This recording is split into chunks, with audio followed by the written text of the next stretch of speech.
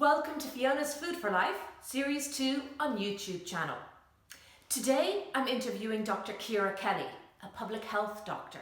She's got lots of really interesting information and she also runs the blog The Irish Balance. Make sure you stay to the end to get her 3 tips on how to become a healthier nation.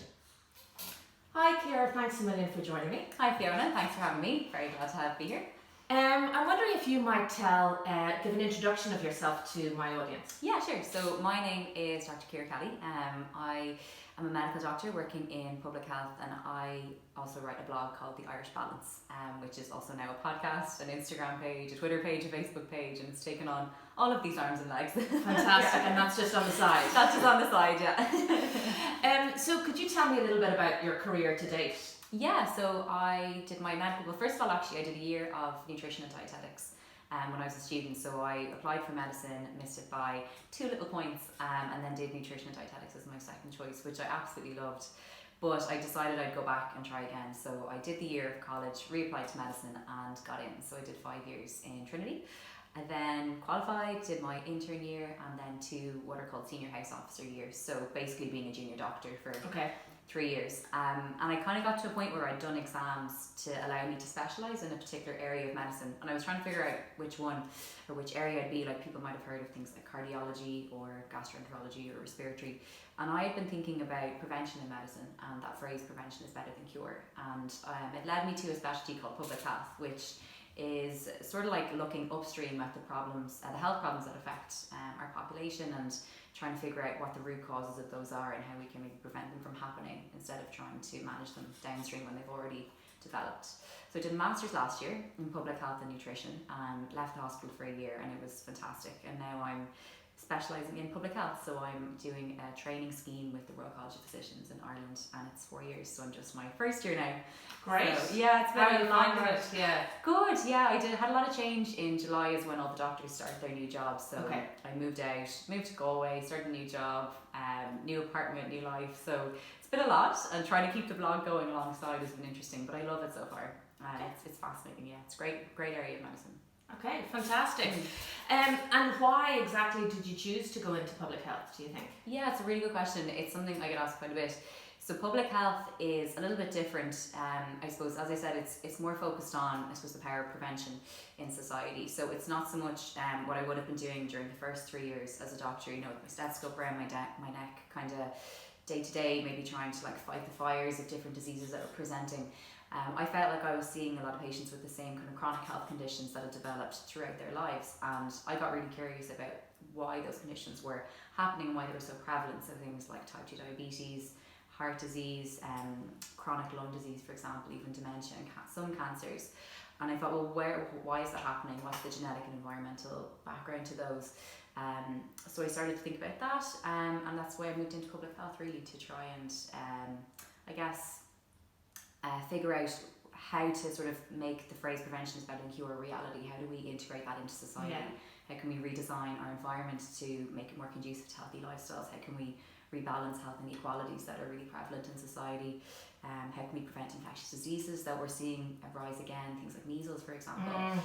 Yeah, so I just really was fascinated by all of that. I learned a huge amount through the masters, definitely, because it is a very different area of medicine to kind of the typical hospital based stuff I was doing, and it's different to primary care and kind of GP as well. So that's kind of why I moved in, I guess, really sort of figure out where I could learn more about prevention, how it could be part of change to bring more into day-to-day life, I guess. Okay. Very long-winded answer to your question. And I guess your message probably then is that prevention is... prevention is better than cure. I mean, obviously, acute medicine is life-saving. If you have a raging pneumonia, you need antibiotics. If someone's having an acute heart attack, they need acute intervention in the hospital.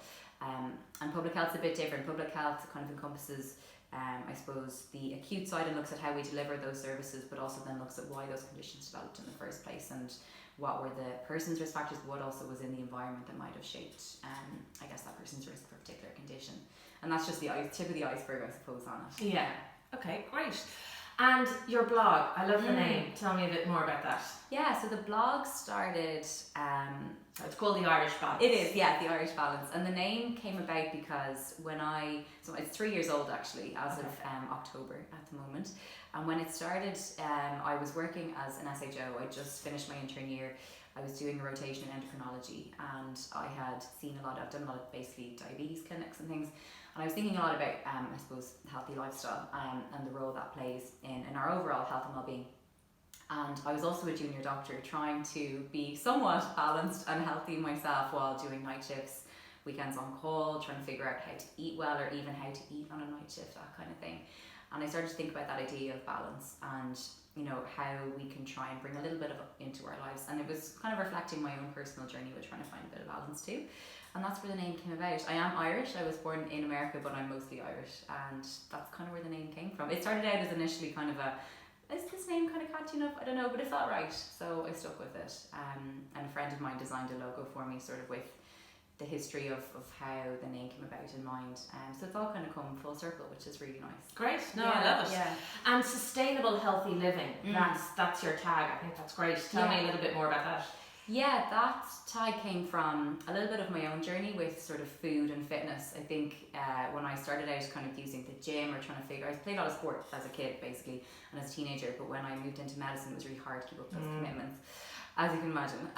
So I started using a gym and was kind of the person who went in, jumped on the treadmill or the cross trainer for like 40 minutes, didn't know what weights were, and just kind of was trying to, I suppose, get a bit sweaty and that kind of thing, and so over time I feel like what I've realised is that food, our relationship with food and our relationship with exercise should be sustainable, and it should be good for us, and there should be an element of balance in it.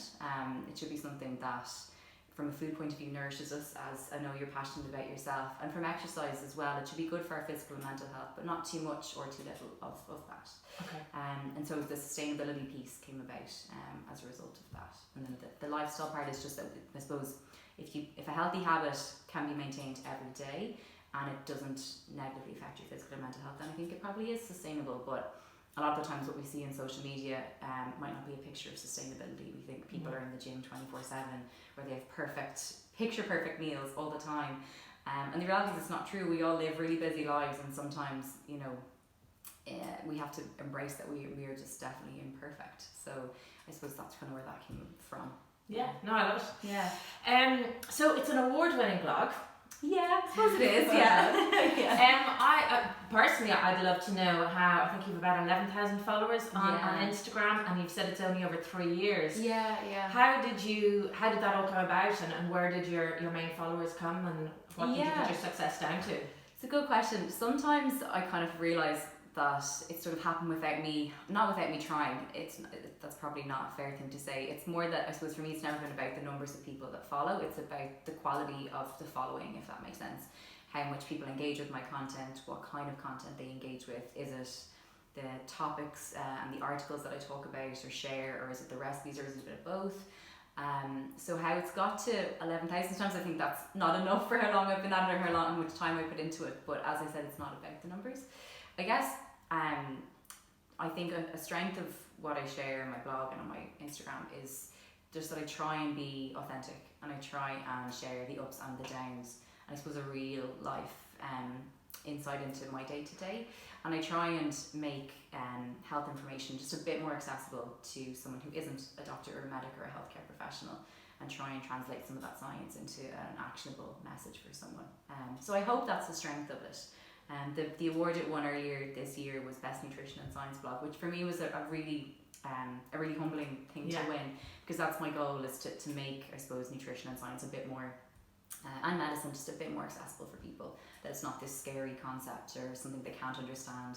We all know it's too easy to Google anything along any of those three topics, and we can be convinced that the worst is going to happen from having the common cold, So I wanted my blog to be, I suppose, a platform where people can access health information, healthy recipes, and not feel, I suppose, that there's any sort of smoke and dagger about it, or cloak and dagger about it. I'm not sure if I got that. For smoke and mirrors, that's it. Okay. So I think hopefully that's the strength of how it's grown so much over the last 3 years. No, it's great. I love following it, so well done. Thank you. One of the things that I notice is you do lots of recipes. Yeah. So can you tell me a little bit more about maybe where you go for those recipes, or a little bit more about those recipes? I think I've always been a foodie, but trying to come up with new recipes came about because, like I say, as a junior doctor, sometimes the food options in the hospital on the go, particularly on nights, aren't great. You're limited to a vending machine and maybe nothing else. So I really wanted to have something that I could, I wanted to build up a bank of recipes that I had made myself and brought in. And also because when you're on a night shift, for example, at 4 a.m, there's nothing open, like I say, bar or vending machine. So if you've got something in the fridge that you can, just at least have, that it's going to nourish you and give you a bit of proper energy to keep you going. So I guess my inspiration came from thinking about what ingredients I loved the most and trying to come up with recipes that were kind of one pot style where I could make a few portions out of it, freeze them up and be able to grab and go after a busy day. And then I suppose the other side of it is that I love trying recipes by other foodies like yourself, and taking inspiration from people like yourself or Hazel Wallace, the food medic. I really enjoy following her. Daniel Davey is another one. Really enjoy his content. There's a great Irish people like Sinead Delahunty, Delicious, she's brilliant. And BBC Good Food is also so handy. So I take inspiration from a lot of different things. And then if I've been on holiday or been out to eat, not that I do those things a lot, but I love trying different cuisines and different, I suppose, ingredients from different places and taking inspiration from those. It might be just one ingredient, and trying to figure out something with that. And do you have a plan do you share a recipe a week, or do you just share it every now and then, or what way do you have a set way? Yeah, I try to. I'm always trying to have a bit more organisation in my content. Every week I sit down and I'm like, okay, I'm going to do it Monday, Tuesday, Wednesday's post, and then it just goes to pot when the week takes off. But at least one recipe a week, and I try and make it something that I have made myself to have for, let's say, work lunches or work snacks or something like that. And then maybe another recipe might be someone's like yours or Daniel Davies or anyone else that I follow, or something seasonal. I know it's something that's a big passion of yours, trying to think about what ingredients are in season and trying to, like, for example, pumpkin at the moment is obviously everywhere, and trying to take a bit of inspiration from that too. But yeah, for my followers, I try and get at least one recipe a week out there, whether on the blog or on Instagram or both. And trying to keep up with that is tricky because typing up a blog post for me is much easier than jotting it all down into an Instagram post. Because in your head's in your phone a little bit more, but people like being able to save recipes or screenshot them and come back to them. So trying to meet the demand of what people like as well is what I try and do. And now that you're in Galway, you're cooking for one. So what way have you adjusted how you cook these days? Yeah, batch cooking, and that's definitely something that anyone who's watching who is cooking for one, it'd definitely be something I would say have a good think about. Like taking 1 or 2 hours at the weekend or whatever your days off are, because people might work shifts, and just doing a batch cook. So I call them one pot wonders. I'm not sure if they're wonders, but one pot, like a big curry or a dal or like a bolognese sauce or something like that. And either I'll freeze it if it's going to be later in the week, or I'll take out a portion for the next night and freeze the rest. I try and do something smaller then for work lunches, and it might be just making a big salad and doling out a few portions into lunch boxes. And then overnight oats, just one of the handiest breakfasts in the world. So yeah, my freezer is probably one of my best friends. And do you ever get takeaway? The odd time, but like it depends. If I'm home, my family live in Dublin and that's where I grew up, and every once in a while we get a Camille, and I really enjoy they have a lovely like minced turkey kale salad thing, which is one of the most random combinations, but it's really tasty. But that'd probably be one of the only ones. I don't really use Deliveroo or anything. I know it's become very popular, and there's a lot of restaurants, like always a hugely popular foodie city. Yeah. And actually a lot of my favourite restaurants there would do Deliveroo and things, but I really enjoy cooking. And if it's been a really busy day and I'm just not bothered, then I'd consider it. But actually I've never used Deliveroo or Just Eat or any of those. In Dublin they don't deliver to where I live anyway. So it wouldn't really become a thing. But I've seen a lot of them around Galway, but I really like cooking, so I try and use it as an experience or an opportunity to try something new. And like if people find it boring, like it's a great reason to put on a podcast or I play episodes of Grey's Anatomy sometimes while I'm cooking. It's really great. I'm up to date on all the seasons now. So yeah, no, try and cook. Cool. Most possible, yeah. Okay, and then your podcast. So I remember, for my listeners, last Christmas I came across Ciara had set herself a challenge to start a new podcast. So I think it was on St. Stephen's Day or just after. Yeah, like literally just before the new year. Yeah. So she started a podcast. So I've been listening to them all since. So it was, you really set yourself the challenge and lived it up. Thankfully, she interviewed me for episode 24. So check that out if you like. Yeah, But just tell me a little bit about that and how you've found that. So yeah, I think we're probably all guilty of it, but social media can make it too easy to compare yourself. And I absolutely love podcasts, but I found myself wanting to start my own, but comparing what I thought I would be sharing with some of the brilliant podcasts that I really enjoy, thinking it's just not going to match up. People are not going to listen to it. It's going to be my voice, blah, blah, blah. But I really wanted to share some topics in audio content, because I know myself, I love listening to things on the go, whether it's to and from work or sometimes even in the gym or out for a walk. And I wanted to bring what I was sharing to people, because blogs are brilliant and I love my blog, but it's a lot to read and sit down and read. Yeah. So, and I also thought there was just a real need or a niche for, I suppose, a little bit of spotlight on what people in Ireland are doing in the health and wellness spheres. People like yourself, we were chatting about how to get people cooking at home. I've had people on talking about fitness, about mental health, about social media. And I thought it would be a really nice idea to try and get some Irish, I suppose, healthcare professionals or people in the health and wellness sphere, or in the nutrition or cooking sphere like yourself, just to share their story too. And I had been overthinking it for far too long, and I decided it's a New Year's resolution that's going to begin on like literally the 1st of January. So I published my first episode on New Year's Eve, and then just shared a few episodes of me chatting on different topics, and then built up a list of people I wanted to interview kind of as I did that. It's on a bit of a hiatus at the moment, just while I'm kind of getting settled into Galway. But I have a new kind of list of people that I'm hoping to interview coming to Christmas. So it's really fun. I think it's nice. You get to have a conversation and catch up with maybe somebody you haven't had a chance to, and then you can share it and share a bit of value with people who are listening to it, hopefully. I love podcasts. I think they're brilliant. No, it's great. I listen to them all the time. Yeah. So as an educator in public health, do you want to tell me a little bit about that?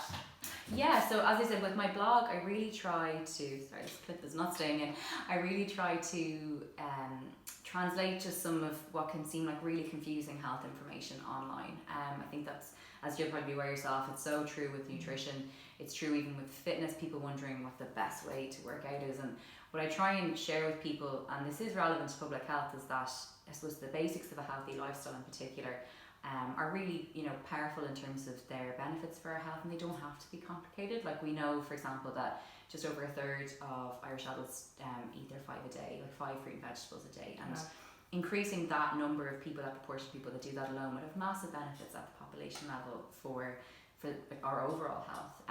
For example, with physical activity, just 32% of Irish adults get the recommended, let's say, 30 minutes of moderate intensity exercise 5 days a week. So that's like a half an hour walk 5 days a week, and that's just under a third. Yeah, so there's a lot we can do, and that's not even measuring, the adherence to, for example, we've recommendations about doing resistance type exercise for muscle and bone strength.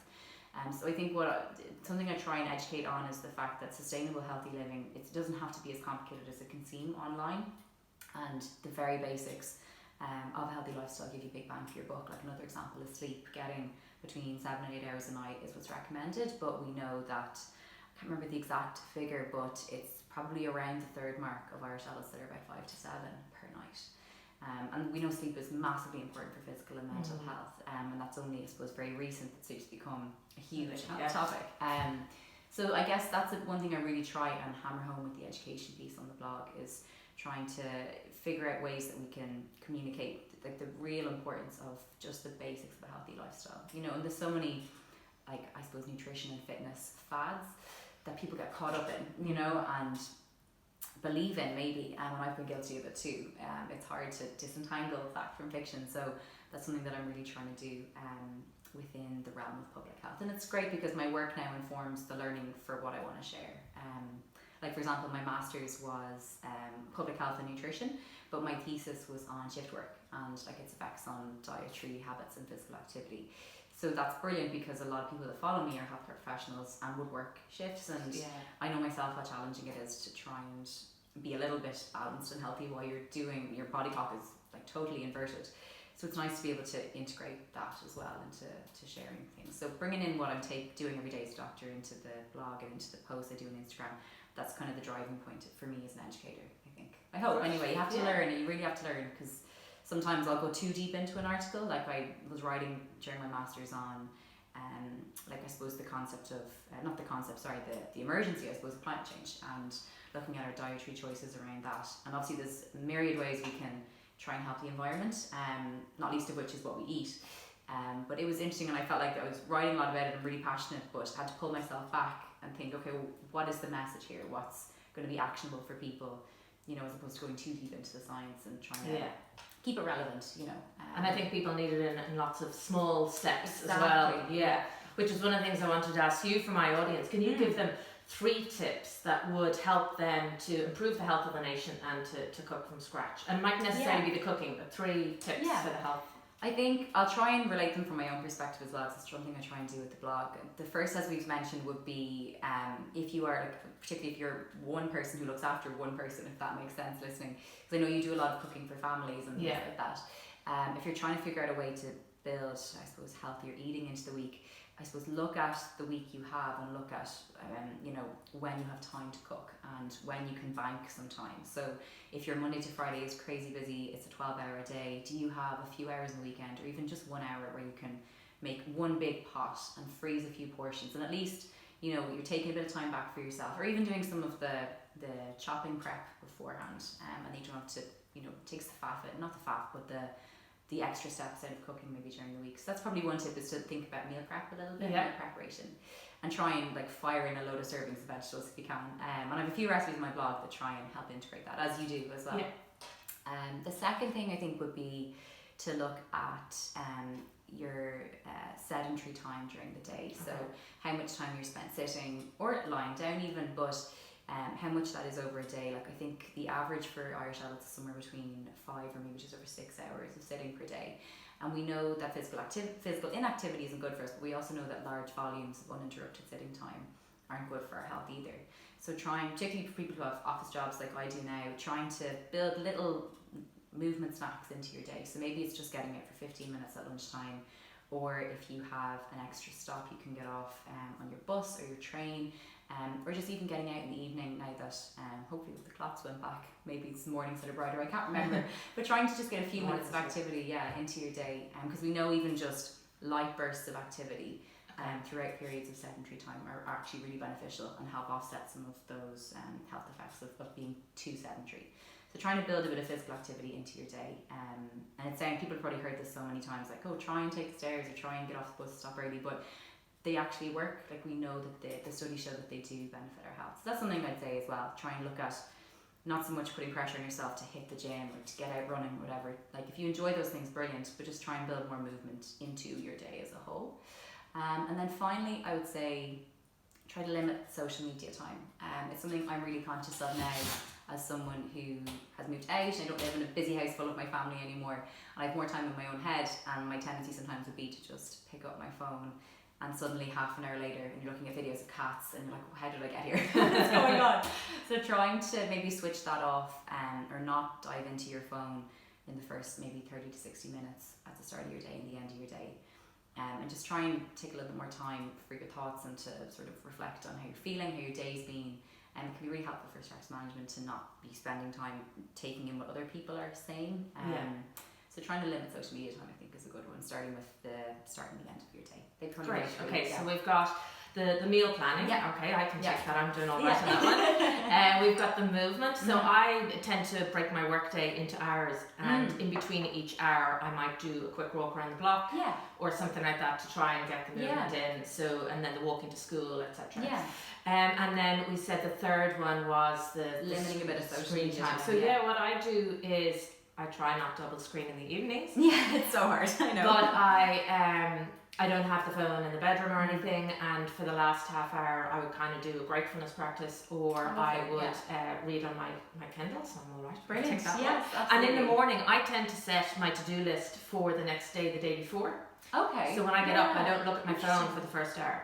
That's brilliant. So I already have planned my most juicy bit that I'm going to do Yeah. in the morning, and I don't look at my phone until that hour is done. It's so important. Like, there's a great book called Digital Minimalism, if anyone is a bookworm like myself, by a guy called Cal Newport. Okay. He also wrote Deep Work, but digital minimalism is about how addictive or how potentially addictive social media apps can be, and how they're designed to pull us in. And like during the book, they're likened to slot machines, where you just keep going back for the potential of more and more, like likes or comments or follows. And as someone who uses it to share information, it's very easy for me to spend too long in it. But for the average user as well, it's really, really important to just try and pull back a bit of time to just hear what you're saying, you know, what your thoughts are. And also, I suppose, particularly at night, you know, we know that the blue light that these devices emit suppresses our sleep hormone, melatonin, and can really affect the quality and quantity of our sleep. So it's a double bang for your buck. It's a little bit more, I suppose, probably benefit for your mental health, and better for sleep as well, which is good all around. Great, and I'll pop that book in the notes below. Yeah, definitely. So I have a question that I like to ask all of my interviewees. Okay. What would you choose for your last meal? Oh, I'm very sad that I have to pick a last meal. Oh God, what would I pick? Okay, so I'm a huge fan of maybe, I'm not sure what the right cuisine that I'm trying to express is, but I love kind of like meze style dishes. So like kind of falafel, hummus, aubergine, that sort of thing. Middle Eastern, yeah, thank you. So my last meal would probably be a big selection of all of that. So I'd get falafels in there. There'd be some toasted pita, some greens, maybe some roasted aubergine, with, what else would I put in there? Baba ganoush? Baba ganoush, that's the one, thank you. Yes, roasted aubergine, and I put some baba ganoush in there as well. So a big platter like that, definitely. And then so that's that. I'll just put that as a main and a starter. All in one. Great. And yeah, a bit of yogurt on top, maybe a bit of tahini as well. Pomegranate seeds, yeah, definitely going full on. And then dessert, I'm really basic with my dessert. I'm more of a savoury than a sweet person. So like, I'd keep it very like a Greek yogurt, dark chocolate, berries. That would suit me. And everyone's gonna say that's so boring. Maybe a bit of salted caramel drizzled on top, but I love that as a dessert. Yeah. And would you have a drink with that? Do you know what? I'm not a major drinker. That's probably not the right way to phrase that. I don't miss alcohol if I don't have it. It's probably the best way. But it could even be a kombucha or a kefir or a nice herbal tea. It doesn't have to be. I'd have a spiced ginger tea. Spiced ginger tea. That's what I have. Great. Look, thank you very much. It's been fantastic to chat with you. Would you mind letting my audience know where they can find you if they would like to Definitely. And thank you so much for having me. It's been great to have a chat. So people can find my blog www.theirishbalance.com, and the Instagram handle I use is @theirishbalance, all lowercase. I'm mostly on Instagram, so if you want to get in touch, just as they say, slide into the DMs. I have a Twitter and a Facebook, but I use them a little bit less. And the podcast is The Irish Balance Podcast, and it's on Spotify, iTunes, Podbean, are the main platforms. Okay, fantastic. Thanks a million, Ciara. No worries, thank you.